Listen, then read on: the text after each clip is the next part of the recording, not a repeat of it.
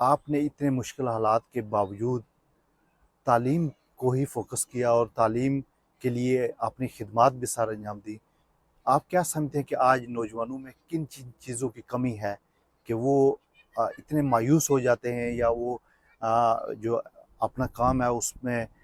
کرنے میں کامیاب نہیں ہوتے؟ ان کی کیا وجہ ہے؟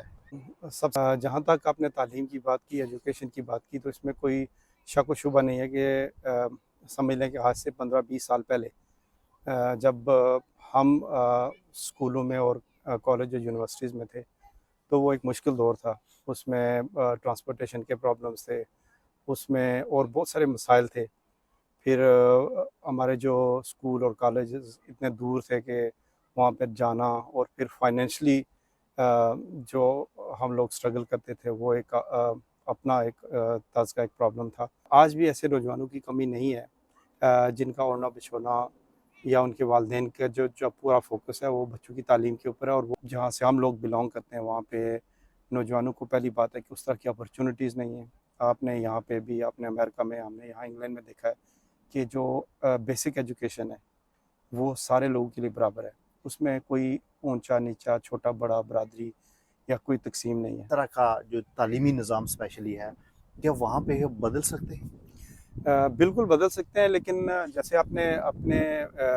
اس میں کوشچن میں ہی جو ہے وہ یہ بات اٹھائی ہے کہ جو قومیں آزاد ہوتی ہیں اور وہ قومیں جو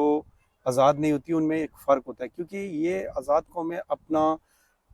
کوئی بھی جو پروجیکٹ بناتی ہیں وہ ایجوکیشن سے ریلیٹڈ ہو، وہ صحت کے متعلق ہو، وہ دنیا کی کسی بھی فیلڈ،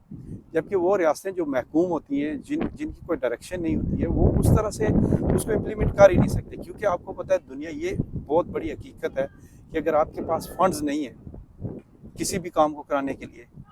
تو آپ کا وہ کام سمجھ لیں کہ 70% وہ کام رہ جاتا ہے، کہ وہ ہم طبقاتی نظام میں بٹے ہوئے ہیں، کیونکہ جو ہمارے اوپر تو وہ ظاہر ہے وہ کبھی بھی یہ نہیں چاہیں گے کہ ریاست کے عام بچوں کو وہی تعلیم ملے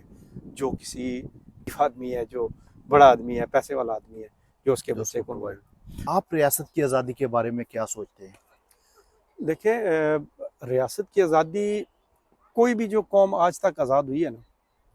وہ کبھی بیرونی انفلوئنس سے آزاد نہیں ہو سکتی۔ کیا ہوتا ہے کہ جیسے ہی کوئی باہر کی قوت آپ کو فنڈ کرتی ہے یا آپ کو بتاتی ہے کہ آپ نے اس طرح آپ نے کرنا ہے، تو اس کے مقاصد ہوتے ہیں۔ اقبال صاحب، آپ کا کہنے کا مقصد یہ ہے کہ ہم نے جتنی بھی اسٹرگل کی ہے ریاست جموں کشمیر کی آزادی کے لیے، وہ بیرونی طاقتوں کے اشاروں پہ کی ہے۔ ہم نے یہ ہے کہ ریاست میں اب جو عوامی حقوق کی تحریک ہے، کیا آپ سمجھتے ہیں کہ یہ صحیح سمت میں جا رہی ہے؟ دیکھیں ابھی تک اگر آپ آج کی تاریخ کی بات کریں تو میں سمجھتا ہوں کہ 70-80% وہ اپنے مقاصد کی طرف صحیح بڑھ رہے ہیں۔ آج کا جو نوجوان ہے وہ بڑا کیٹیگوریکل کہتا ہے کہ نہیں جی میں ریاست جموں کشمیر کا باشندہ ہوں۔ جو بندے اس تحریک کو اٹھا کے چل رہے ہیں ان کو بڑا ملٹی ڈائمینشنل ہونا پڑے گا، ان کو ہر طرف نظر رکھنی پڑے گی کہ ان کی تحریک کو کوئی باہر سے نقصان نہ پہنچائے۔ دیکھیں اگر آپ جو جیسے میں ہوں، آپ ہیں، یا باہر یہاں پہ ہمارا اوڑھنا بچھونا آج بھی سمجھ لیں کہ ریاست اپنی ریاست ہے، اپنی ماں دھرتی ماں ہے، اس کی طرف ہے۔ اس ذمہ داری کو بجائے اس کے کہ آپ کسی کے ہاتھوں میں کھیلنے کے بجائے ریاست کے لیے اپنا کردار ادا کرنا چاہیے، جیسے